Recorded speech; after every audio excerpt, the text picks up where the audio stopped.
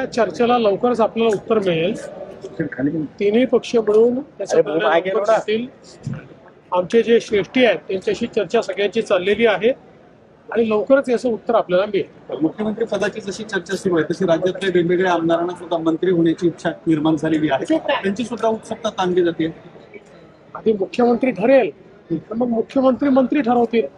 त्यामुळे मला असं वाटतं की आधी मुख्यमंत्र्यांची वाट पाहावी, त्यानंतर मंत्र्यांची पण जी काही नावं आहेत ती आपल्याला लक्षात येतील. ईव्हीएम वरून विरोधी पक्ष आता जन आंदोलन सुरू करत आहेत, वेगवेगळ्या पद्धतीचे केसेस करायला आदेश दिलेले शरद पवार असतील सगळ्या पक्ष. याचं उत्तर हे काल सर्वोच्च न्यायालयाने दिलेलं आहे आणि सर्वोच्च न्यायालयाने क्लिअर कट सांगितलं आहे की तुम्ही हारले की ईव्हीएम वाईट ही पद्धत बंद करा. ईव्हीएम टॅम्पर प्रूफ आहे, ईव्हीएम ची पद्धत चालूच राहणार आहे हे सांगितलेलं आहे.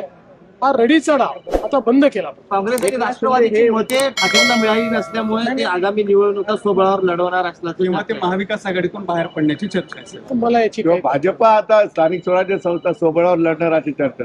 ते तर आम्ही मिळून ठरवतो. काही अजून वेळ